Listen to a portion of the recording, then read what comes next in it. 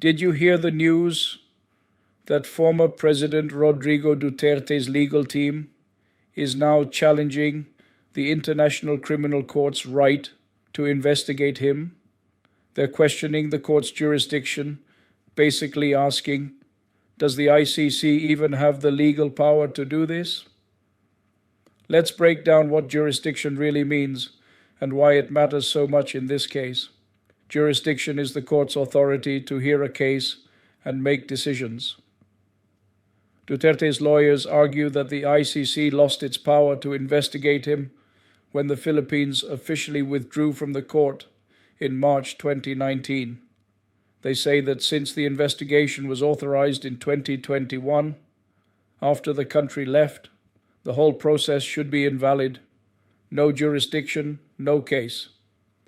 But here's where it gets more complicated. The ICC says that's not how it works.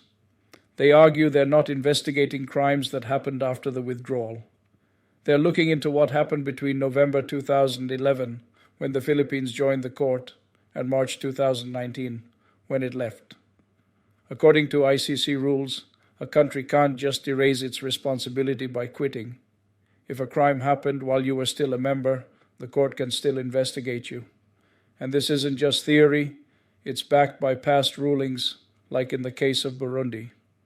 So, what is this investigation really about? It focuses on Duterte's war on drugs. During his presidency, thousands of people were killed in police operations. Many human rights groups say these were extrajudicial killings, people shot without trial, often from poor communities.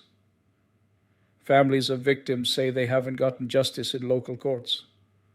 That's why many are turning to the ICC, hoping it can hold those responsible accountable.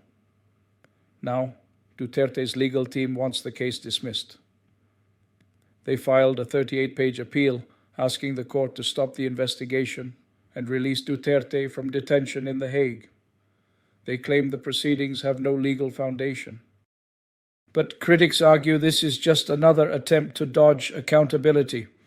They say withdrawing from the ICC in 2018 was already a move to avoid international scrutiny.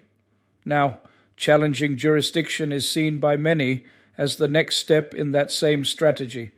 Supporters of Duterte believe he was protecting the country's sovereignty, saying that Filipino courts should deal with Filipino issues.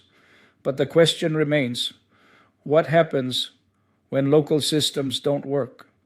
Where do the victims go when their own justice system fails them? This case is more than just legal back and forth. It's about the future of international justice. If the court sides with Duterte, it could set a precedent where leaders can simply walk away from responsibility by leaving the ICC. But if the court pushes forward, it sends a clear message. You can't outrun justice. So can Duterte really escape the reach of the ICC by questioning its jurisdiction? Only the judges can decide. But the world is watching. And for the families of those who lost their lives, this is more than legal debate. It's their fight for justice, for answers, and for the truth to finally come out. If you found this breakdown helpful, please like, share, and subscribe to AngKampanero. Tinig ng katotohanan, tunog ng kasaysayan. Thank you to all our new subscribers and to everyone who continues to support our channel. Let's keep asking the hard questions and never stop seeking the truth.